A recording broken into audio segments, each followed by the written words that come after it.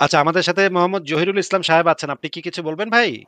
জি, জি। আমি একটু একটু কথা হ্যাঁ, বলতে বলেন, বলেন। চাচ্ছি। আমি সিস্টেম তো ভালো বুঝি না। ভুল হলে ক্ষমা চাই। আচ্ছা, আচ্ছা, অসুবিধা নেই। ঠিক আছে। শোনা যাচ্ছে আপনার কথা। বলেন, বলেন। জি, ধন্যবাদ আপনাকে। আমি ওই কমেন্টসেও লিখেছি।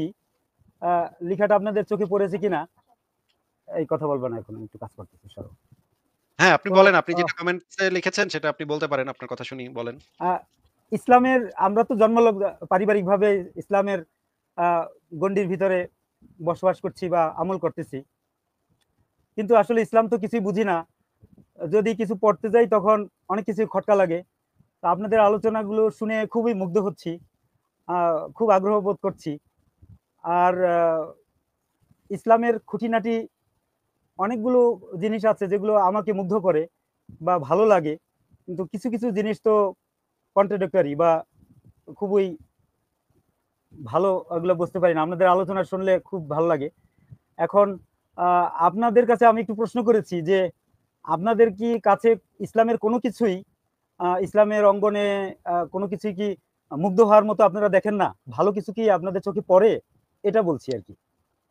ভালো কিছু আমার চোখে ইব্রাহিম ভাই আমরা তাহলে একটু জহিরুল ভাইয়ের সাথে কথা বলি।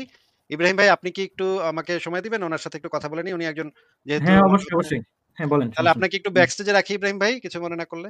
আমাকে কি উঠাইবেন? মানে একটু তাইলে আমি ব্যাকস্টেজ দেন সমস্যা নাই। আমাকে উঠাইতে হবে কিন্তু তারপরে আবার। আচ্ছা আমার ঠিক কথা আছে। আছে। আচ্ছা ঠিক আছে, আপনি আপনি থাকেন, আপনি এখানেই কিন্তু থাকেন, আপনার এই অসুবিধা নেই। তাওহীদ দেখাইছেন। ঠিক আছে? আমার কিন্তু কথা আ আছে। ঠিক আছে? আচ্ছা, আচ্ছা, এখানেই থাকেন, অসুবিধা নেই। আমরা একটু জহিরুল ভাইয়ের সাথে একটু কথা বলে হ্যাঁ। নিই। জহিরুল সাহেব, আপনাকে আমি যেটা বলতে চাই জি, যে ইসলামের ভিতরে জি এমন স্যার। কিছু ভালো কিছু আমি কখনো পাই নাই, যেইটা জি, আমি আমার যুক্তি দিয়ে সেটা ভালো নাকি মন্দ এটা বুঝতে পারি না। ইসলাম আমারে ১ম বার সেইটা যে ভালো, এটা যে ইসলাম আমারে ১ম বার বলছে এরকম কোনো কিছু আমি পাই নাই ইসলামের ভিতরে। বরঞ্চ ইসলামের ভিতরে আমি ১ম বার এরকম অনেক জিনিস পাইছি যেগুলো খুবই জঘন্য, জঘন্য কথাবার্তা। আ জি, আমি যেটা আসলে আপনাকে বোঝাতে চাচ্ছি যে ইসলামের ভিতরে হয়তো ভালো অনেক কিছু আছে। সেইগুলা ইসলামে আছে বলে যে জিনিসগুলা ভালো সেটা না। সেগুলো আমি আগে থেকেই জানি যে ইসলাম না জানলেও আমি এটা বুঝতাম যে এটা ভালো কাজ। যেমন ধরেন গরিবকে খাবার দেয়া। গরিবকে জি, যদি জি, কেউ জি, খাবার দেয়, এটা ভাই জি, আমার আমার ইসলাম দরকার নাই ভাই। কোরআন দরকার নাই ভাই এটা বোঝার জন্য আমার। আমি জি, যদি নাস্তিকও হইতাম, আমি যদি ছোটকাল থেকে নাস্তিক হইতাম তাইলেও আমি এটা বুঝতাম যে এটা একটা ভালো কাজ। যদি আমার সামর্থ্য থাকে তাইলে আমি যার কাছে যার খাবার নাই তাকে একটু খাবার দিব। এটা ইসলাম যে আমাকে বলার পরে আমি এটা বুঝতে পারলাম ব্যাপারটা এরকম না। এটা ইসলাম না থাকলেও জি, আমি বুঝতে পারতাম। ঠিক আছে? বা জি স্যার। যেমন ধরেন আর কি, কি ভালো কাজ আছে? যেমন ধরেন সত্য কথা বলা উচিত, তাই না? বেশিরভাগ জি, সময় জি। আমরা সত্য কথা এটার বলার ব্যাপারে চেষ্টা করি। বলে সত্য কথা বলো, সদাচরণ করো এগুলো। এই জিনিসটা আমার ইসলামে আসলে দরকার নেই ইসলামের। এটা আমি এমনি বুঝি। আমি আমার ইসলাম ছাড়াও আমি এটা বুঝতে পারতাম। ইসলাম মনে করেন পৃথিবীতে নাই। কোরআন পৃথিবীতে নাজিলই হয় নাই। তারপরেও আমি আমার যুক্তি দিয়ে এই জিনিসটা বুঝতে পারতাম যে সত্য কথা বেশিরভাগ সময় সত্য কথা বলাটাই উচিত। যতক্ষণ না নিজের জীবনে বিপদ আসে। নিজের জীবনের উপরে আসলে তখন একটু মিথ্যা কথা বলা-টলা ঠিক আছে। কারণ নিজেরটা তো জি, বাঁচাতে হবে। নিজের জীবনটা রক্ষা করতে হবে। তখন একটু মিথ্যা কথা বলা যায়। কিন্তু বেশিরভাগ সময় সত্য কথা বলা উচিত। এই সমস্ত বিষয় ইসলামের আগে থেকেই মানুষ এগুলো আসলে জানে। ইসলাম আবির্ভাব হওয়ার আগে থেকেই মানুষ এই জিনিসগুলো আসলে জানে। তৎকালীন পৌত্তলিক সমাজে ইসলাম যেই সমাজে আবির্ভূত হয়েছে ১৪০০ ১৪৫০ বছর আগে মক্কায়, সেই সময়ের মানুষ অলরেডি সেগুলা জানতো। সেটা ইসলাম নতুন কিছু নিয়ে আসে নাই।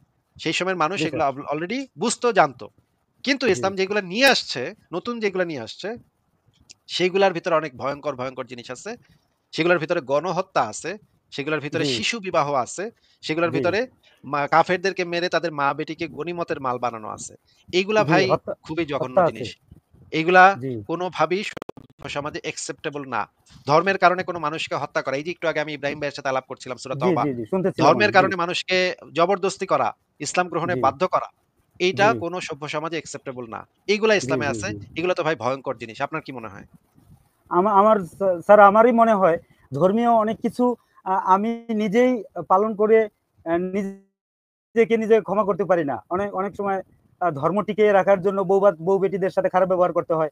আ পর্দার জন্য খারাপ ব্যবহার করতে হয়। ইসলাম টিকিয়ে রাখার জন্য আমাকে রূঢ় হইতে হয়, খারাপ মানুষ হয়ে যেতে হয়। আমি নিজে খুবই কষ্ট পাই। এটা বিষয়টা বুঝাতে পারছি কিনা? হ্যাঁ, বোঝাতে পেরেছেন। আমরা যে সমস্ত বিষয় নিয়ে সাধারণত আলোচনা করি, যেমন ধরেন আ প্রত্যেক মানুষের তো অধিকার আছে যে সরি স্যার, আমি কি হ্যাঁ, আমি কি বলেছি শুনেছেন স্যার? হ্যাঁ, আপনার আপনার কথা শোনা গেছে, পরিষ্কার শোনা গেছে। আর দয়া করে আমাকে স্যার বলবেন না। কারণ আমি তো আ আপনার থেকে বয়সে আপনার ছেলের সমান হব। আমাকে স্যার বলার কোনো দরকার নেই। আর আমরা স্যার বলাটাকে মানে সমর্থনও করি না। আপনি দয়া করে আমাকে স্যার বলবেন না। জি, আপনাকে আমরা যে শুকরিয়া আমি এই জাযাকুমুল্লাহ, জিনিসটা জিজ্ঞেস শুকরিয়া। করতে চাই যে আপনি তো একটা মুসলিম পরিবারে জন্মেছেন নাকি ভাই? জি, আপনি কি নিজে ইচ্ছা করে ইসলাম ধর্মটা আব্বা গ্রহণ করেছেন নাকি আপনার বাবা-মা আপনাকে বলে দিয়েছে যে আপনি মুসলমান? মানে পরকালের উপরে প্রগাঢ় বিশ্বাস এ নিয়ে ঈমান আমল নিয়ে চলি। কিন্তু এটা যদি না প্রাপ্তি না ঘটে তাহলে মানে মেনে নিতে পারছি না। দুঃখে কষ্টে আ খুবই আঘাতপ্রাপ্ত হচ্ছি। সারা জীবন ইবাদত করে ধর্মকর্ম করে চলার চেষ্টা করছি। এগুলো যদি সবই ফেলনা হয়ে যায়, খুব আঘাতপ্রাপ্ত হচ্ছি আরকি। হ্যাঁ, সেটা তো অবশ্য ঠিকই বলেছেন যে এত বছর ধরে আপনি এত কাজ করেছেন, এত ইনভেস্ট করেছেন, নামাজ রোজা করেছেন, এত সুন্দর দাড়ি রেখেছেন। কিন্তু এটা যদি এখন মিথ্যা হয়ে যায় তাহলে তো বিরাট একটা সমস্যা। এত বছরের ইনভেস্ট সব তো বৃথা গেল নাকি? জি, কিন্তু এই জিনিসটা কি আপনি কখনো মানে যাচাই করে দেখেছেন? যুক্তি আমার দিয়ে বোধহয় নেটটা যাচাই করে একটু দুর্বল যাচ্ছে। যুক্তি দিয়ে কি এই জিনিসটা যাচাই আচ্ছা দাঁড়ান আপনাকে আমি একটু একটা দেখি নেটটা ঠিক করা যায় কিনা? হ্যাঁ, আপনি কি কখনো যুক্তি দিয়ে এই জিনিসটা যাচাই করে দেখতে চেষ্টা করেছেন যে ইসলাম ধর্মটা আসলেই সত্য কিনা?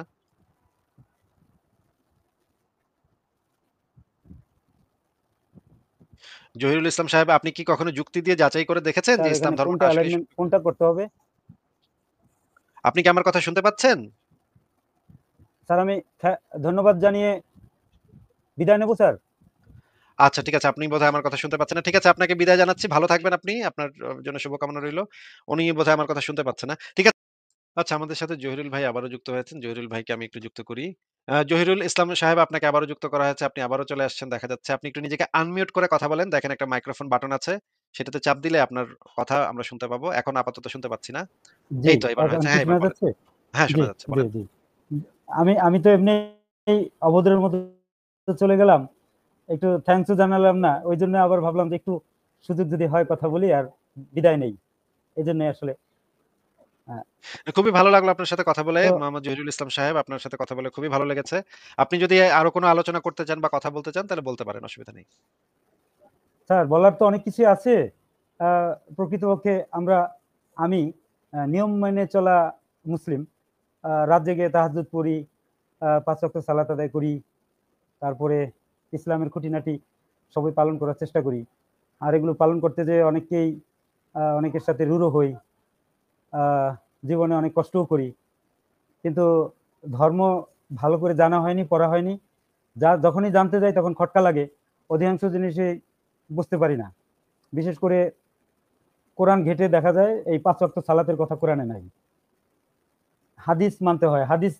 রাসূল সাল্লাল্লাহু আলাইহি ওয়াসাল্লামের মৃত্যুর ৪০০ বছর পরে হাদিস সংকলন করা হইছে। তাহলে না, এই কথাটা সঠিক না ভাই। এই কথাটা সঠিক না যে মুহাম্মদের মৃত্যুর আচ্ছা ৪০০ কত বছর বছর পর পরে? হাদিস ২০০ সংকলন বছর? ২০০ বছর? মুহাম্মদের জীবদ্দশাতেই হাদিস লিখিত হয়েছে। আ সেই আচ্ছা, আপনি যদি রেফারেন্স দেখতে চান তাহলে আমি আপনাকে রেফারেন্স গুলা বের করে দেখাতে পারি। আ ১ সেকেন্ড আমি একটু তাহলে বের করি যে আ না মোহাম্মদ স্যার কষ্ট করার দরকার নেই। ধন্যবাদ। আমি জানি আপনার কাছে সবই আছে এবং এগুলো অফ দ্য রেকর্ড আপনার তথ্য আছে। আমার কাছে কোনো আ মানে আপনার আপনার বিপক্ষে দাঁড় করানোর মতো আমার কাছে কোনো এভিডেন্সই নাই। আমি শুধু মানে দেখে দেখে ইসলাম মানি। ইসলামের খুঁটিনাটি জিনিসগুলো খুবই কম পড়া হইছে আমার। সিরাতে ইবনে হিশামের কথা আপনি মাঝে বলেন। ওইটা আমি ভালো করে পড়েছিলাম। আর কোরআনের অর্থ বুঝে পড়ার চেষ্টা করি। বেশিরভাগই ভাষাগত বিষয়গুলো ক্লিয়ার হয় না আমার কাছে, পরিষ্কার হয় না। তারপরে বেশ খটকা লাগার মতো বিষয় আছে। তরবারির নিচে জান্নাত। এটা তো অমানবিক একটা বিষয় আমার কাছে মনে হয়। তারপরে যে এই যে আমরা মুক্ত মনে চিন্তা করতে পারবো না। আমি তো মাথা বিক্রি করে কাউকে দিয়ে দেইনি। আমাকে একেকজনকে ইসলামের ব্যাপারে কঠোর হয়। আমি কঠোরতা খুবই ডিসলাইক করি। এটা খুব আহত করে আমাকে। আমি অনেক কি বলছি। আমি কোনো পলিটিক্যালি কোনো বিষয়গুলোকে অ্যালাউ করি না। আর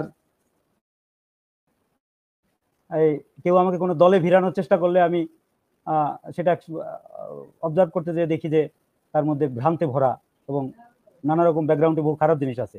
ফলে বাদ দিছি। আমি কোনো পলিটিক্যালি কোনো গ্রুপের সাথে জীবনে কখনো ছাত্র জীবন থেকেই মিশি নাই। এখন আ কিভাবে যেন আপনাদের সাথে আ YouTube এ আপনাদের যুক্ত আলোচনাগুলো হয়ে গেলেন। শুনতে পেলাম। পেয়ে গেলেন।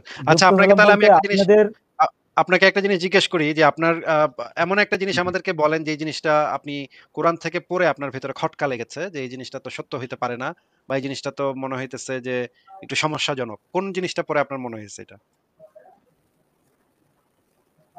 এরকম অনেক কিছুই আছে এই মুহূর্তে।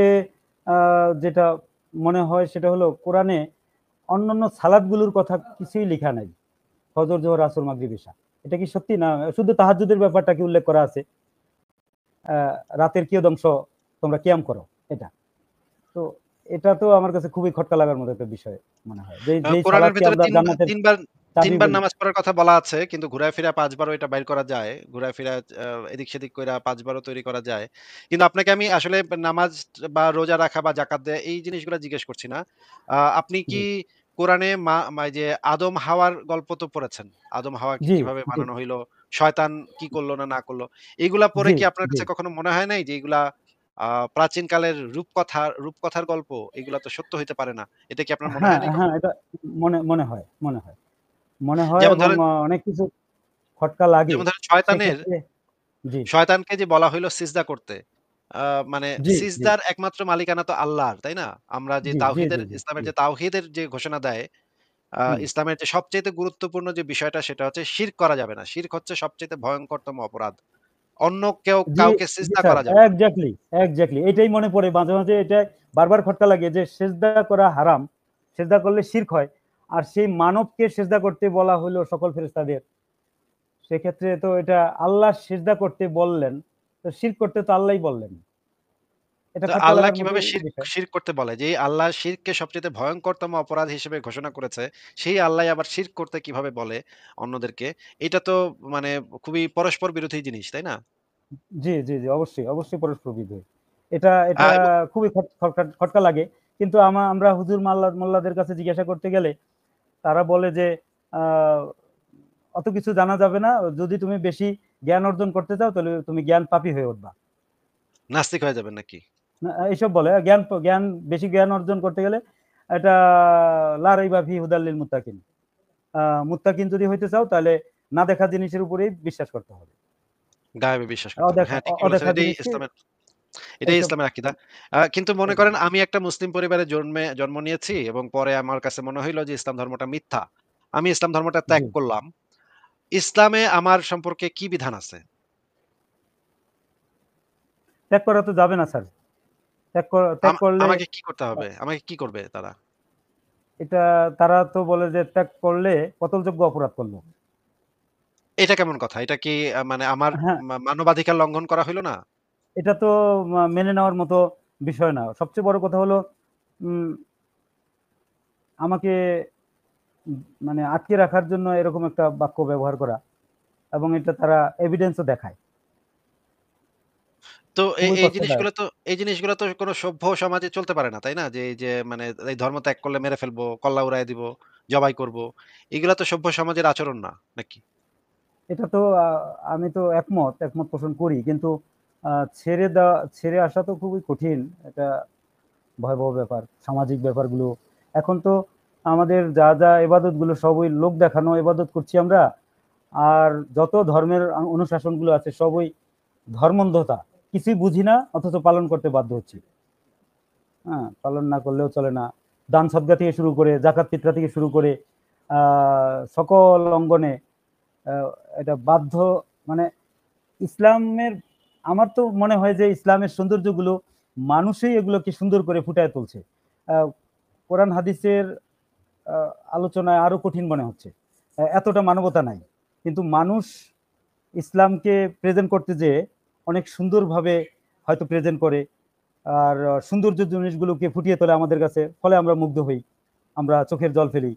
আহ, বউ বাচ্চাকে সেটা পালন করার জন্য তাগিদ দেই, তাগিদ দেওয়ার জন্য বউ বাচ্চাকে খারাপ ব্যবহারও করি, লঙ্ঘন করি তাদের অনেক অধিকারকে, সব ইসলামের নামে। আপনি যে লিখেছেন যে জন্মলগ্ন থেকে হতে ইসলাম বুঝিনি। কিন্তু না বুঝে একটা জিনিস বিশ্বাস করা, এই জিনিসটা আসলে কেমন? যে একটা জিনিস এটা বুঝলামই না কিন্তু আমার বিশ্বাস করতে হচ্ছে। এটা আসলে চোখে আঙ্গুল দিয়ে আপনারাই দেখালেন।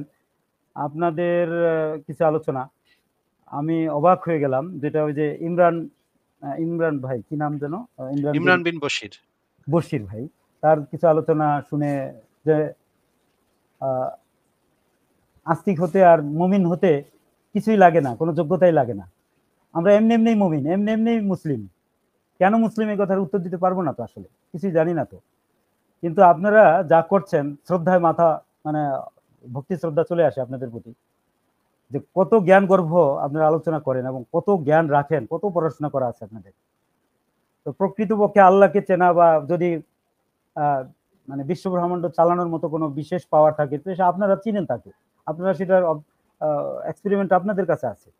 আমরা তো মানে কিছুই জানি না, জিরো জিরো। আমরা এইরকম অজানা আর এরকম মূর্খদের, জাহেলদের আল্লাহ জান্নাত দিয়ে দেবে আর হুর দেবে, আর সেই জান্নাতের জন্য আমরা সারা জীবন ধরে আত্মত্যাগ, স্যাক্রিফাইস। এক ভাইয়ের আলোচনা শুনলাম আপনাদের কাছে, যে যদি শুধু এই ধর্ম সামনে এসে রিজিক দাতা না বলতো, তাহলে আমি রিজিকের মানে নিজে আমি পরিশ্রম করব, পড়াশোনা করব, আমি ভালো জব ক্যারি করার জন্য চেষ্টা করব, সেটা রহিত হয়ে যায়। আল্লাহ যা করে ভালোর জন্য করে। আর যে কোনো অবস্থাতে বলি আল্লাহর প্রশংসা, আলহামদুলিল্লাহ। আর আর বলছি সব কিছুর জন্য সব আল্লাহ ভালো জানেন। তা আমার সব কাজ তো আমাকেই করতে হচ্ছে। এটা তো বিশাল কন্ট্রাডিকশন, যে অনেক দুর্বিষহ ঘটনা চোখের সামনে দিয়ে ঘটতে দেখছি, সেখানে আল্লাহর অস্তিত্ব, আল্লাহর উপস্থিতি, বিন্দু পরিমাণে যদি উপস্থিতি থাকতো, তাহলে সেখানে আমি নদীর দেশের মানুষ, তো একটা লঞ্চ ডুবি দেখলাম আমি।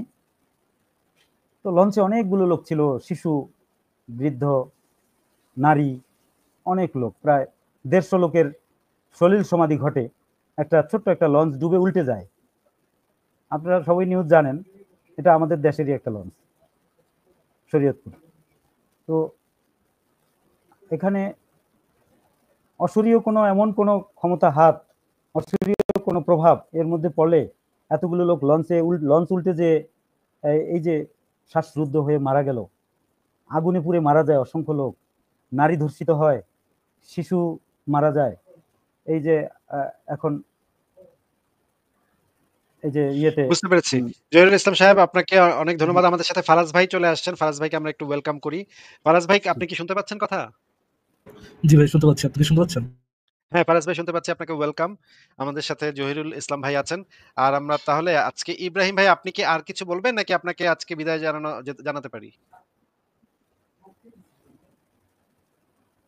ইব্রাহিম ভাই, আপনি কি আর কিছু বলবেন নাকি আপনাকে আজকে বিদায় জানাতে পারি? ইব্রাহিম ভাই, আনমিউট করে একটু কথা বলেন। ইব্রাহিম ভাই, না, ইব্রাহিম ভাই মিউট করে রাখছেন নিজেকে। ইব্রাহিম ভাই, আপনি কি আর কিছু বলবেন আজকে? না, ওনাকে তাহলে আমরা বিদায় জানাই। ইব্রাহিম ভাই, আপনাকে তাহলে বিদায় জানাচ্ছি। ফারাজ ভাই, আমাদের সাথে মোহাম্মদ জহিরুল ইসলাম সাহেব আছেন। উনি দীর্ঘদিন ধরে ইসলাম ফলো করছেন এবং ইসলাম পালন করছেন, বিশ্বাস করছেন। কিন্তু ইদানিং এই যে আপনাদের মতো যারা নাস্তিক-টাস্তিক আছেন, এদের ভিডিও-টিডিও দেখার পরে ওনার কাছে মনে হচ্ছে যে কিছু, কিছু জিনিস নিয়ে তো আসলে সন্দেহ জাগে। কিছু, কিছু বিষয় তো আসলে আছে যেগুলো আসলে ঠিক না। ফারাজ ভাই, আপনার কি কিছু বলার আছে নাকি জহিরুল সাহেবকে? প্রথমত থ্যাংক ইউ, এটা আপনাদের জন্য বলার জন্য, আপনাদের মতো বলার জন্য। অবশ্যই এখানে আপনার কোনো ক্রেডিট নেই, সব ক্রেডিট আমাদের। And second of all, Zahir সাহেব যে চিন্তা করছেন, আপনি যে নিরপেক্ষভাবে চিন্তা করার চেষ্টা করছেন, ভাবছেন, এইটাই ভাই এখন বর্তমানে অনেক কিছু। এই সিম্পল জিনিসটা যে আমি আমার ধর্মটাকে, যেটা আমি সত্য বলে মনে করতেছি, আমি বিশ্বাস করতেছি, সেটাকেই জাস্ট একবার নিরপেক্ষভাবে নিজে একটু ভেবে দেখি যে এটা সত্য কিনা মিথ্যা, এটার ক্লেমগুলো আসলে অবজেক্টিভলি ভেরিফাইবল কিনা। জি জি, শিওর। ছোট্ট একটা জিজ্ঞাসা করি স্যার। জি জোর স্যার, বলুন। ছোট্ট একটা জিজ্ঞাসা। এই যে সামনে কোরবানি আসতেছে, কোরবানির ব্যাপারে কথা বলি। আমরা পারিবারিকভাবে আব্বা বেছে নেই, এখন আমাদের উপরে পুরোপুরি দায়িত্ব। তো আমরা কোরবানি দিই। তো কোরবানির ব্যাপারটা ইতিহাস ঘেঁটে যতটুকু জানলাম, সে হলো স্বপ্নে পাওয়া ঘটনা থেকে কোরবানির উৎপত্তি। এখন কোরবানি ইব্রাহিম আলাইহিস সালাম দিয়ে আসছেন, পরবর্তীতে অনেক নবী রাসূলগণই দিয়েছেন। রাসূলুল্লাহ সাল্লাল্লাহু আলাইহি সাল্লাম উনি অনেক গরু কোরবানি করেছেন, উট গরু বহু কিছু। তো এটার উৎপত্তিটা যদি স্বপ্ন থেকে শুধু এরকম একটা বিষয় আসে, স্বপ্নে ছিল প্রিয় বস্তুকে কোরবানি করো, তো যাই হোক, সেটা আচ্ছা চতুষ্পদ প্রাণী আসলো, এরকম নিরহ চতুষ্পদ প্রাণী একদিনে কোরবানির নাম করে এতগুলো পশু জবাই করা, নিরহ প্রাণী যা উপকারী, মাংস খাওয়ার জন্য হলে সারা বছর ধরে জবাই করলে দরিদ্র লোক উপকৃত হতো। একদিনে জবাই করার ফলে আর দান করার ফলে দরিদ্র লোক, ধরুন 20 কেজি 50 কেজি একজন গরিব লোক মাংস পেল, সে এটা দিয়ে কি করবে? সেটা তো সারা বছর খেতে পারলো না, 7 দিনের মধ্যে এটা নষ্ট হয়ে যাবে। এটা সে বিক্রি করবে, তার কাছে ফ্রিজও নেই, এটা সে সস্তায় বিক্রি করবে, এটা সে সস্তায় বিক্রি বিক্রি করলে করবে। সস্তায় বিক্রি করতে হচ্ছে, 200-300 টাকা কেজিতে বেচতে হচ্ছে। তার মানে সে এটা আর্থিকভাবে লুজার হচ্ছে। তো আমরা এই কোরবানির নামে সারা বছর ধরে জবাই করলে একটা সমন্বয় হতো বছরে, কিন্তু একদিনে কোরবানি করার ফলে অসংখ্য পশু জবাই হচ্ছে, কিন্তু কতটা উপকৃত হচ্ছে, মানবিকভাবে কতটা গ্রহণযোগ্যতা আছে। কিন্তু আমরা তো এটাকে খুব ধর্ম পালন করা, আল্লাহ সন্তুষ্টির জন্য কোরবানি দিয়ে ফেলছি। তো এটা একটু আপনাদের পক্ষ থেকে কিছু কথাবার্তা শুনতে চাচ্ছি। এটা তো এর চেয়ে দরিদ্রদের টাকা দিলে কিন্তু সে উপকৃত হয়, আর সে মাংস কিন্তু কিনবে নাকি জহির ঘরের ভাই, চাউল আপনি কিনবে? জি, জহির স্যার, আপনি এখানে একটু ভুল করতেছেন, মানে ভুল জিনিসটা দেখতেছেন। আপনি দেখতেছেন কোরবানি দেওয়ার উদ্দেশ্য, আপনি যেটাকে ফোকাস করতেছেন সেটা হচ্ছে গরিবদের উপকার। কিন্তু স্যার, গরিবদের উপকারের জন্য তো কোরবানির প্রথা আসেনি। না, কোরবানির আল্লাহ প্রথা সন্তুষ্টি। এসেছে আল্লাহকে সন্তুষ্টি করার জন্য। তো কেবলমাত্র, কেবলমাত্র কেবলমাত্র, শুধুমাত্র আল্লাহকে সন্তুষ্ট করার জন্য। এখন হ্যাঁ আল্লাহ হ্যাঁ, সন্তুষ্টি কেবলমাত্র, তো থ্যাংক ইউ। এক সময় সরি, আমি আবার একটু কথা ঢুকাচ্ছি। না না স্যার, বলেন স্যার। আল্লাহ সন্তুষ্টির জন্য এক সময় আকাশ থেকে আগুন নেমে মাংস ঝলসে দিত, কোরবানিটা ঝলসে দিত। সেই প্রক্রিয়া তো এখন নাই। আমার কোরবানি কবুল হচ্ছে কিনা আমি তো জানি না, এটা একটা ধোঁয়াতেই রয়ে যাচ্ছে। তাই আমি এত বড় একটা গরু কোরবানি করছি, সেটা আল্লাহর সন্তুষ্টি হাসিল হচ্ছে কি হচ্ছে না। একটা গরুর যদি ঠ্যাং ভাঙা থাকে বা একটা খুর বাঁকা থাকে, তাহলেও গরুটা কোরবানি আল্লাহর কাছে সেটা গ্রহণযোগ্যতা হবে না। ত্রুটিযুক্ত কোনো গরু জবাই করা যাবে না। তো অনেক কিছু নিয়ম কানুন, এত কিছু করে দেখা যাচ্ছে যে আমাকে আল্লাহ কবুল করে নিল না। এত সালাত আদায় করতেছি, কিন্তু আমার সালাত কবুল হচ্ছে না। কবুল হলো কি হলো না জানি না। আমি দান করতেছি, আমার দান কবুল হবে কি হবে জানি না। তো এত ধোয়াটে কেন? ক্লিয়ার তো কোনো কনসেপশন নাই। আর আমি নিশ্চিত তো হতে পারছি না যে আমি জান্নাতে যাব। আমার এত কিছু করার পরে আমি জাহান্নাম। তো কুকুরের পানি পান করে একজন পতিতালয়ের নারী জান্নাতে যেতে পারছে। তার মানে এটা তো আল্লাহর একটা স্বেচ্ছাচারিতা। এখানে কোন রকম কি কোনো ভিত্তি আছে যে আমি এই এবং আমল করলে ওই অবশ্যই জান্নাতে যাব? স্যার, এবং ওই স্বেচ্ছাচারিতার বিরুদ্ধেও তো আপনি কিছু বলতে পারবেন না, কেননা আল্লাহ না, না আপনাকে কিছু কোনো ধরনের এক্সপ্লেনেশন দিতে না, মানে দায়বদ্ধ না, না না। কেউ রাজি কেউ কেউ আপনি কেউ দায়বদ্ধ, দায়বদ্ধ না। কিন্তু তিনি দায়বদ্ধ না। তো আপনি আল্লাহর ফেয়ারনেস নিয়ে মানে প্রশ্ন করতে পারবেন না। আল্লাহ ফেয়ার, এটা আপনাকে মানতে হবে। আল্লাহর সর্বোত্তম বিচারক, এটা আপনাকে মানতে হবে। বাট আপনি যদি সরাসরি দেখেন তার বিচারের মধ্যে ঘাপলা আছে, এটা নিয়ে আপনি কোনো কোশ্চেন করতে পারবেন না। জি। জি আছে ভাই। আ আ ফারাজ ভাই, আপনি তাহলে কিছুক্ষণ জহিরুল ভাইয়ের সাথে কথা বলেন এবং অন্যদেরকেও যুক্ত করেন। আমি একটু ঘুরে আসি। আর আমরা কিন্তু আরেকটা কথা। আসিফ ভাই, হ্যাঁ, হ্যাঁ বলুন। আমরা বাবুর ছবি লাইভ কখন দেখবো? ওইটা হবে ভাই, এটা হবে। পরে আরেকদিন হবে। কিন্তু আমি আপনাকে যেটা বলে যেতে চাই যে জহিরুল সাহেবকে আমরা ভিডিও অন রেখে কথা বলতে দিচ্ছি এই কারণে যে উনি এমন কিছু এই পর্যন্ত বলেন নাই যেটা সরাসরি ধর্মের একদম তীব্র সমালোচনা বা বিরোধিতা, এরকম কিছু উনি বলেন নাই। উনি জাস্ট ওনার মনে যেই সমস্ত প্রশ্ন জাগছে বা যেই ধরনের সন্দেহ জাগছে সেগুলা খুঁটিনাটি বলছেন। ফারাজ ভাই, তাহলে আপনি কিছুক্ষণ ওনার সাথে কথা বলেন, আমি একটু ঘুরে আসি। তাহলে ওকে ভাই। মহিউদ্দিন স্যার আপনাকে ধন্যবাদ। আহ, দেখা হবে আপনাকে অনেক ইনশাআল্লাহ ধন্যবাদ আবার। জহিরুল ভাই, আপনাকে অনেক জি, ধন্যবাদ। আপনি ভালো থাকবেন। আমি জি, একটু আসছি কিছুক্ষণের মধ্যে। জি, জি, আল্লাহ। জি, জি স্যার, বলেন। তো আমি অনেক খটকা এবং এত সংশয়, আহ, যাচাই করতে গেলে কিছুই থাকে না। এটা কম্বলের মতো, পশম বাঁচতে বাঁচতে এটার কিছুই আর থাকে না একেবারেই। মানে আমি তো যুক্তি আর যদি এভিডেন্স দিয়ে প্রমাণ সাপেক্ষে ধর্ম যাচাই করতে যাই, তাহলে কিছুই টিকে না। এবং আমি যা করে আসছি সবই ভুল মনে হচ্ছে। জি, জি স্যার, দেখেন, আমাদের ইসলাম ধর্মের একেবারে ফাউন্ডেশন, প্রথম ফাউন্ডেশন গুলোই তো হচ্ছে আপনার অন্ধবিশ্বাসের উপর। যেমন ইমানের যে 5টা স্তর আছে বা 6টা স্তর আছে, সেই যেটা দ্বারা যেখানে আপনি কোনো ধরনের কোনো কোশ্চেন করতে পারবেন না, আপনাকে জি, শুধুমাত্র মানতে হবে। আপনি যে শুনবেন এবং মানবেন। এই ইয়েগুলো কি, ফাউন্ডেশন গুলো কি? ফাউন্ডেশন হচ্ছে নবী মোহাম্মদের করা কিছু ক্লেম, কিছু দাবি। এই দাবিগুলো আপনাকে অন্ধভাবে বিশ্বাস করতে হবে। যেমন দাবিতে বিশ্বাস করতে হবে একটা আল্লাহ আছেন, আল্লাহ এক অদ্বিতীয়, উনি আছেন, এটাতে আপনার বিশ্বাস করতে হবে। দ্বিতীয়ত বিশ্বাস করতে হবে যিনি দাবি করতেছেন আল্লাহ আছে, তিনি আবার আল্লাহরই রাসূল। হ্যাঁ, এটা আবার অন্ধভাবে মেনে নিতে হবে, আপনি এটাতে কোনো ডাউট করতে পারবেন না। তৃতীয়ত, তিনি একটা কেতাব নিয়ে আসবেন, এই কেতাবও আপনাকে অন্ধভাবে বিশ্বাস করতে হবে, এটা হচ্ছে আল্লাহর প্রেরিত কেতাব, যেটা তো আপনি কোনো ধরনের কোনো ডাউট করতে পারবেন না। চতুর্থত হচ্ছে আপনার পরকাল, জান্নাত জাহান্নাম, আম, তারপর হুম হচ্ছে, পরকালে বিশ্বাস, তারপর জান্নাত জাহান্নামের বিশ্বাস। আর 6 নম্বর যে ইয়েটা, আম, বিশ্বাসটা, অন্ধবিশ্বাসটা, সেটা হচ্ছে তাকদীর, আল্লাহ সবকিছু আগে থেকে লিখে রাখছেন। যেই ধর্মের জি সূচনা একেবারে করে আপনার থাকবে অন্ধবিশ্বাস, সেটার মধ্যে আপনি যত সামনে আগাবেন, সেখানে আপনি আসলে যুক্তিতত্ত্ব প্রমাণ পাবেন না, পাওয়ার কথাও না। আর যদি পানও, যেটার ফাউন্ডেশন অন্ধবিশ্বাস, সেখানে তারপরে অ্যাকচুয়াল যুক্তিতত্ত্ব প্রমাণ কাজ করে না, কেননা এটার ফাউন্ডেশনই থাকে অন্ধবিশ্বাস। আপনি যেটা বললেন যে আপনি একটা কম্বলকে ইয়া করতেছেন, শুধু সুতা বেরোচ্ছে বেরোচ্ছে বেরোচ্ছে বেরোচ্ছে, আর কিছু নেই, এইটাই হওয়ার কথা। যেটা ফাউন্ডেশন অন্ধবিশ্বাস, তার সাথে এক্স্যাক্টলি এটাই হওয়ার কথা। জি বুঝতে পারছেন স্যার? জি জি জি জি জি। তো আহ, আসলে তো এত খটকা লাগার মতো বিষয় আছে। আর ভিত্তি কোরআন আমাদের কাছে জানানো হয়েছে। কোরআন হচ্ছে আহ, এমন কোনো বাক্য নাই, এমন কোনো ঘটনা নাই, এমন কোনো আয়াত নাই যাহা আহ, বিন্দু পরিমাণে কোনো খুদ আছে, ত্রুটি আছে, যাহা মানুষের এমন কোনো সমস্যা নাই যা সমাধান করতে পারে। সমাধানের জন্য এটা সহায়ক গ্রন্থ নয়। অথচ হাদিস গুলো ছাড়া তো কোরআন প্রায় অচল। অথচ কোরআন কি করে তাহলে স্বয়ংসম্পূর্ণ বই হলো? যে কোরআনে অনেক কিছু ক্লিয়ার না, হাদিস দিয়ে সেটা ক্লিয়ার করতে হয়। জি স্যার, ট্রু। আপনার একই সাথে দুইটা বিশ্বাস করতে হবে, যে কোরআন স্বয়ংসম্পূর্ণ, কোরআন কোনো কিছুর উপর ডিপেন্ডেন্ট না। একই সাথে বিশ্বাস করতে হবে যে কোরআনে ব্যাখ্যা আছে, হাদিসে, কোরআন বুঝতে হলে আপনার তাফসীরে যাওয়া লাগবে। দুইটাই আপনার একই সাথে একই সাথে বিশ্বাস করতে হবে। আপনি এই দুইটার মধ্যে কোনো তারতম্য করতে পারবেন না। দুইটা কন্ট্রাডিক্টরি হলেও আপনি এটা বলতে পারবেন না এই জি, দুইটা কন্ট্রাডিক্টরি। হ্যাঁ। তারপরে এই যে ধর্ম ব্যবসায়ীরা, তারা নিজেরা কিন্তু এক একটা হাদিস বানায় এবং রাসূলের নামে চালিয়ে দেয় অনেক কথা। তাহলে এই এটার যে সাথে আমি এটার সাথে আমি একমত। এখন বানায় না, অবশ্যই এখন বানায় না, কেননা এখন বানানোর আসলে সুযোগ নেই।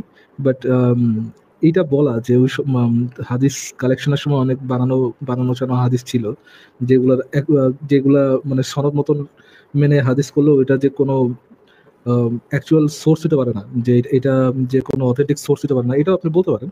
বাট হ্যাঁ, এখন বানানোর খুব বেশি একটা অপশন নাই। মাঝে হ্যাঁ, ঠিক বানাইতো, আছে মাঝে হচ্ছে স্যার। যখন তথ্য প্রযুক্তির আহ, অভাব ছিল, তখন অনেকেই সবাই হাদিস তো টাদিস বানাইতো আর কি। সবাই তো এভিডেন্স চাইতে পারে না। আমরা যদি কখনো জি বলি যে এটা রেফারেন্স কি, কোথা থেকে আসলো এটা, তখন তারা রাগ হয়ে জি যায়। এবং অধিকাংশ এই যে মূর্খ জাহেল ইমামগুলো, ইমাম মুয়াজ্জিন, এদের লেখাপড়া তো কম, ধর্ম সম্বন্ধে জি খুবই কম জানে, অথচ ধরেন তাদের এটা রুটি রুটির ব্যাপার, চাকরি, মসজিদ। আমার তো খটকা লাগে, মানে প্রতিটা পরতে পরতে এক একটা কথা বলে দেয়। হুম, সেই কথাগুলো কোনো হাদিস কোরআনে কোথাও খুঁজে পাওয়া যাবে না।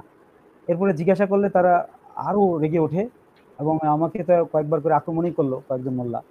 তা আমি সেখান থেকে কোনো রকম মাপটা চেয়ে সরি টরি বলে চলে আসছি।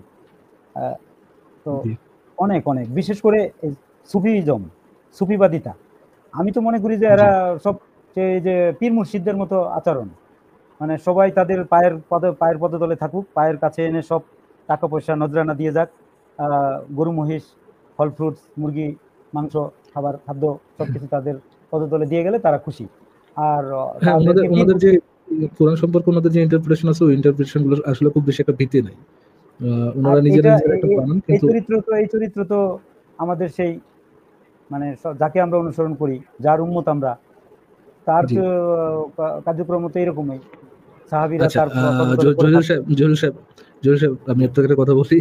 আপনি ইসলামের অনেক কিছু নিয়ে সমালোচনা করতে পারেন, তারপরও আমি আপনাকে রিকোয়েস্ট করবো যে ওনাকে নিয়ে কোনো কথা না বলতে, বিকজ আপনি চেহারা দেখাচ্ছেন।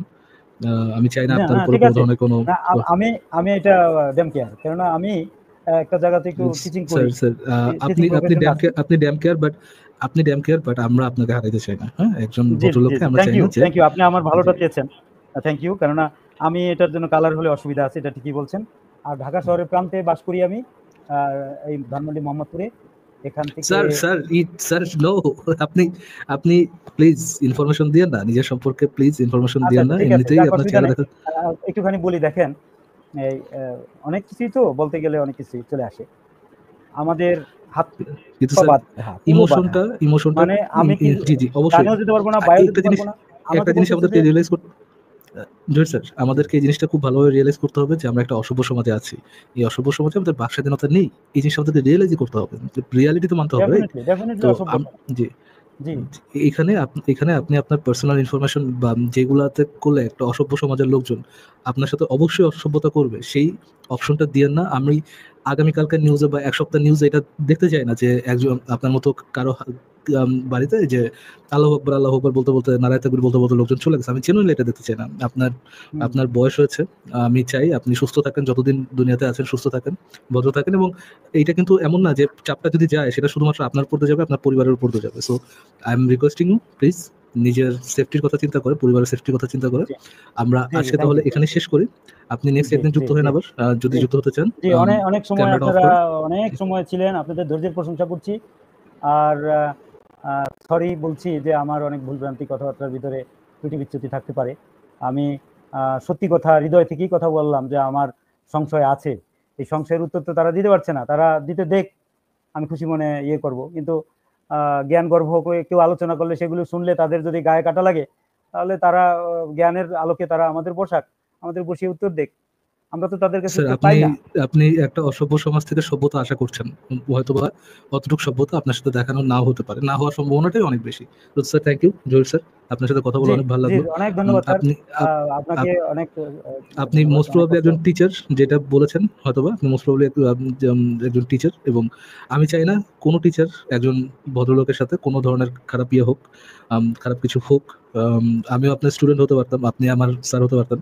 আমি চাই না যে একজন ভদ্রলোকের সাথে একজন টিচারের সাথে কোনো ধরনের কোনো বাজে কিছু হোক। And thank you very much Zahir sir, যুক্ত জি, হওয়ার জন্য মোস্ট অসংখ্য ধন্যবাদ। ওয়েলকাম, আপনার সাথে কথা বলে আপনি ভালো থাকবেন। আপনার আল্লাহ সাথে ভালো রাখুক। জি, আপনার সাথে কথা বলে অনেক ভালো লাগলো। টেক কেয়ার জহির স্যার, ভালো থাকবেন তাহলে। জি, শান্তি শান্তি থাকুন। Take care. জি, আসসালামু আলাইকুম। জি, টেক কেয়ার। ওয়ালাইকুম আসসালাম। জহির স্যার আমাদের জন্য একটা উদাহরণ। আপনারা একটা জিনিস একটু চিন্তা করে দেখেন যে ইভেন আমাদের মধ্যেও যে ইয়েটা আছে, এক ধরনের চিন্তা চলে আসে যে যদি সে দাড়ি মোজ লম্বা রাখে, বড় রাখে, মাথায় টুপি দেয়, তাহলে নিশ্চয়ই তার চিন্তা করার অ্যাবিলিটিটা একদম শেষ হয়ে গেছে। থ্যাংক ইউ স্যার আমাদেরকে এই একটা উদাহরণ দেওয়ার জন্য যে না, হোপ একবারে শেষ হয়ে যায়নি। মানুষের বা কিছুটা হলেও হোপ আছে, আমাদের কাজের কিছুটা ইম্প্যাক্ট কোথাও না কোথাও পড়ছে আর কি। অ্যাটলিস্ট কেউ না কেউ এর দ্বারা কেউ না কেউ এর দ্বারা ইনফ্লুয়েসড হচ্ছেন, তারা চিন্তা করতে শিখছেন। Thank you very much sir, যুক্ত হওয়ার জন্য অসংখ্য ধন্যবাদ। ওকে, আমরা মুভ অন করি। থ্যাংক ইউ স্যার, যুক্ত হওয়ার জন্য।